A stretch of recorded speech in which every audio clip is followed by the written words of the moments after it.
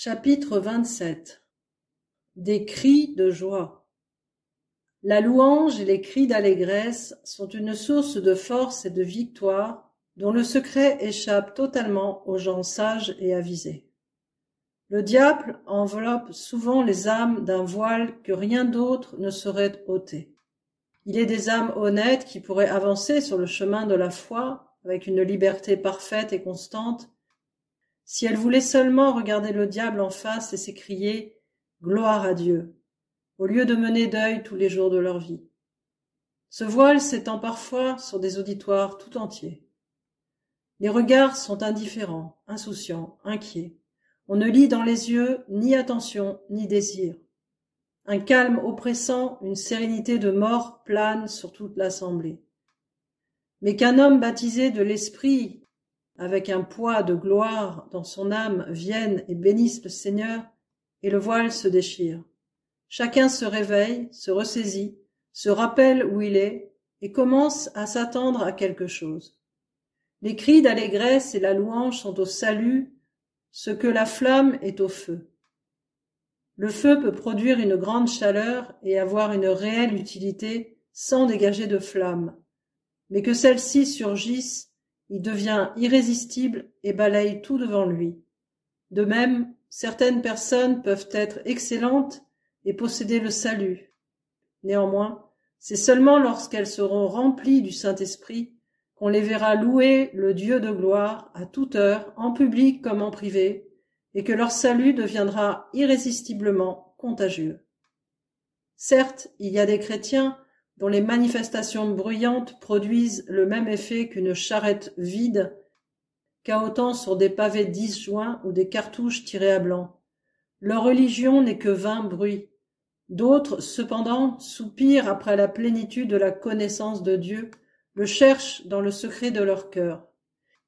Ils désirent ardemment voir son royaume s'établir avec puissance, plaident avec lui au nom de ses promesses.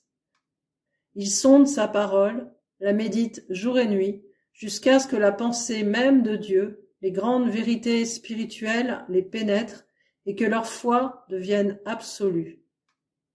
Le Saint-Esprit descend alors sur eux comme un poids de gloire qui les pousse à la louange, et cette louange porte ses fruits. Parfois, leurs cris de joie résonnent comme le crépitement d'une fusillade, et tous leurs coups portent. Un de mes vieux amis de Vermont, État du nord-est des États-Unis d'Amérique, me disait un jour que lorsqu'il entre dans un magasin ou une station de chemin de fer, il trouve quelquefois ces lieux remplis de démons et l'atmosphère étouffante jusqu'à ce qu'il ait fait entendre une exclamation de louange. Alors les démons s'enfuient, l'atmosphère est purifiée, la place est à lui, il est maître de la situation et peut dire et faire ce qu'il juge à propos. La fille aînée, Catherine Booth-Cliborn, surnommée la maréchale. Elle a dirigé l'œuvre en France à ses débuts. Du fondateur écrivait « Rien ne remplit d'effroi l'enfer comme une foi agissante, hardie et triomphante. Rien ne put résister à un homme qui a dans l'âme un vrai chant de louange. La terre et l'enfer fuient devant lui. Le ciel entier accourt pour l'aider à gagner ses batailles. » Au moment où les armées de Josué poussèrent de grands cris, les murailles de Jéricho s'écroulèrent. Josué 6, verset 20. Quand les hommes de Josaphat commencèrent les chants et les louanges, l'Éternel plaça une embuscade contre les fils d'Ammon et de Moab et ceux de la montagne de Séhir, et ils furent battus. 2 Chroniques 20, verset 22. Quand Paul et Silas, meurtris, le dos sanglant, priaient et chantaient les louanges de Dieu dans le cachot de l'horrible prison romaine, le Seigneur envoya un tremblement de terre qui ébranla les fondements même de la prison, fit tomber les liens des prisonniers et convertit le geôlier et toute sa famille. Acte 16, versets 23 à 34. Il n'est pas de difficulté qui ne s'évanouisse devant l'homme qui prie et loue son Dieu. Quand Billy Bray avait besoin de pain, il priait et poussait des cris de joie pour faire comprendre au diable qu'il n'attendait rien de lui, mais qu'il avait en son Père céleste une parfaite confiance. Quand le docteur Cullis de Boston se trouvait sans un sou en caisse, avec de lourdes obligations en perspective, quand il ne savait comment se procurer la nourriture pour son sanatorium, il allait dans son cabinet, lisait la Bible, priait, puis se mettait à arpenter sa chambre, louant Dieu, lui répétant qu'il voulait croire en lui, et l'argent affluait de tous les coins du monde. La victoire ne peut bouder un homme qui, ayant ainsi répandu son cœur devant Dieu, ose se confier en lui et exprimer sa foi par la louange. Le cri d'allégresse est le point culminant et l'expression la plus élevée de la foi.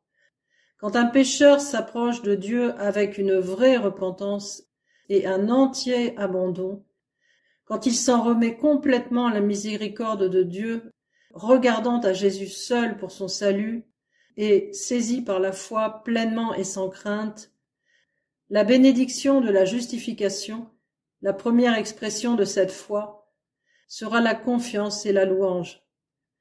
Sans doute, il en est beaucoup parmi ceux qui proclament leur justification, qui ne louent jamais Dieu, mais ou bien ils se trompent, ou leur foi est faible et mêlée de doute et de crainte. Si elle était parfaite, la louange jaillirait spontanément de leur cœur. De même, pour l'homme justifié qui a compris la sainteté divine, l'immense étendue de ses commandements et le droit absolu de Dieu sur chacune des facultés de son être. Il a constaté ce qui subsiste en lui d'égoïsme et d'attachement à la terre. Il a essuyé maints échecs dans sa recherche de la pureté, soutenu bien des conflits avec sa conscience, et connu bien des hésitations dans sa foi. Alors, il vient à Dieu pour être sanctifié par le précieux sang du Christ, le baptême du Saint-Esprit et de feu. Aussi, l'expression finale de la foi, qui saisit résolument et pleinement la bénédiction, sera non la supplication, mais la louange et la joie. Le même fait se produit quand cet homme sauvé et sanctifié, voyant les souffrances d'un monde perdu, sentant la passion sainte de Jésus s'allumer en lui, s'avance pour combattre contre les dominations, contre les autorités, contre les princes de ce monde de ténèbres, contre les esprits méchants dans les lieux célestes, Éphésiens 6, verset 12, afin de sauver les esclaves du péché et de l'enfer.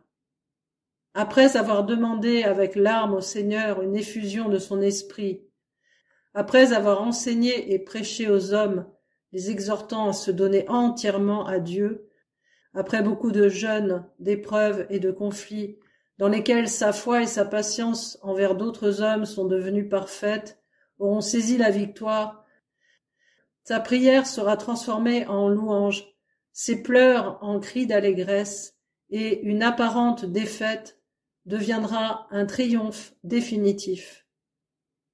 Où il y a victoire, il y a chant d'allégresse. Là où il n'y a pas de chant, la foi et la patience sont dans une période de déclin ou engagées dans un combat dont l'issue est incertaine. La foi fait tomber sous nos yeux les plus fortes murailles. La foi nous rend victorieux et gagne les batailles. La foi nous ouvre les trésors de la toute-puissance. Les plus faibles deviennent forts sous sa sainte influence. Du reste, ce qui est vrai dans l'expérience individuelle s'applique à l'Église dans son triomphe définitif.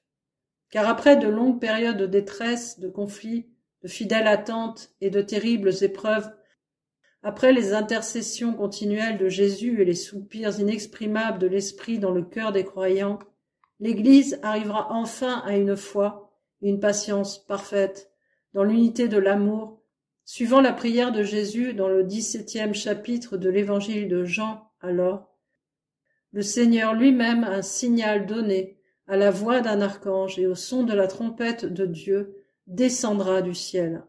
1 Thessaloniciens 4, verset 16. Et la défaite apparente se changera en une victoire éternelle. Mais que personne ne se hâte de conclure qu'il faut louer Dieu uniquement sous l'inspiration d'un sentiment de triomphe spirituel. Paul dit « Nous ne savons pas ce qu'il nous convient de demander dans nos prières, mais l'Esprit lui-même intercède par des soupirs inexprimables. » Romains 8, verset 26. Cependant, si un homme refuse de prier tant qu'il n'a pas ressenti cette intercession du Saint-Esprit, dont Jean de la Fléchère dit qu'elle est comme un Dieu luttant avec un Dieu, il ne priera pas du tout. Nous devons ranimer en nous le don de la prière. Nous devons nous y exercer jusqu'à ce que notre âme soit en agonie. Alors, nous nous rendrons compte de la force remarquable du Saint-Esprit intercédant en nous. N'oublions pas que les esprits des prophètes sont soumis aux prophètes. 1 Corinthiens 14, verset 32. Il nous faut de même ranimer et développer le don de la louange. Nous devons y appliquer toute notre volonté. Quand Habacuc le prophète eut tout perdu et qu'il se vit environné de la plus extrême désolation, il s'écria « Toutefois, je veux me réjouir en l'Éternel, je veux me réjouir dans le Dieu de mon salut. » Habacuc 3, verset 18. Nous sommes ouvriers avec Dieu. Nous avons souvent entendu parler de Daniel qui priait 3 fois par jour, mais nous oublions de remarquer qu'il rendait grâce en même temps. Daniel 6, verset 10, de ce qui est une manière de louange. David dit « 7 fois le jour je te célèbre ». Psaume 119, verset 164. À maintes et maintes reprises, il nous est ordonné de louer Dieu, de le célébrer à haute voix et de nous réjouir en lui. Si donc, par crainte ou par honte, l'homme s'y refuse, qu'il ne s'étonne point d'être sans joie et de ne point remporter de victoire décisive. Mais pour louer Dieu, il faut que l'homme se retire seul avec lui dans le secret de son cœur. Les cris d'allégresse sont-ils autre chose qu'une manifestation de la joie qu'il éprouve à trouver Dieu en lui? C'est pourquoi je dis seul avec Dieu, en ajoutant dans son propre cœur, puisque c'est là qu'il se rencontrera en tête-à-tête avec lui. Alors il louera Dieu pour ses œuvres merveilleuses. Il le louera parce qu'il est digne de louange. Il le louera qu'il s'y sente porté ou non, il le louera dans l'obscurité comme dans la lumière. Il le louera dans les moments de rude combat comme dans les jours de victoire. Il éclatera en chants d'allégresse, et nul ne pourra lui ravir sa joie, car l'Éternel fera boire à la source du bonheur, et il sera lui-même sa joie suprême. Bien des personnes assaillies par une violente tentation ou environnées de ténèbres ont répandu leur âme dans la prière pour retomber ensuite dans le désespoir. Or, si elles avaient osé, au nom du Seigneur, terminer leur prière par des chants d'allégresse avec action de grâce, l'enfer aurait été rempli de confusion, et leur victoire aurait mis toutes les harpes célestes en mouvement et fait tressaillir les anges de joie. Maintes réunions de prière n'a échoué que pour cette raison. On chantait des cantiques, on rendait témoignages, on lisait et expliquait la Bible. On faisait entendre aux pécheurs des paroles d'avertissement. On faisait monter des prières à Dieu. Mais personne n'en arrivait au point où l'on pouvait et voulait louer Dieu pour la victoire. Et ainsi, la bataille était perdue, faute de chants d'allégresse. Dès que nous sommes nés de Dieu, et tout au long de notre pèlerinage terrestre, jusqu'à l'heure où nos yeux s'ouvriront à la vision céleste, où glorifiés à jamais nous verrons Jésus tel qu'il est, nous avons non seulement le droit, mais le devoir de nous réjouir. C'est notre plus beau privilège et notre devoir le plus solennel. En le négligeant, nous remplissons les anges de confusion, et les démons dans leur abîme s'enfont d'une joie hideuse et infernale. Louons Dieu, puisque c'est à peu près la seule chose commencée ici-bas que nous continuerons aux cieux. Là-haut, les pleurs, les jeûnes, la prière, le renoncement, l'acceptation des épreuves et la lutte avec l'enfer cesseront. Mais la louange à l'Éternel et les Alléluia. À celui qui nous aime, qui nous a délivrés de nos péchés par son sang, et qui a fait de nous un royaume, des sacrificateurs pour Dieu son Père.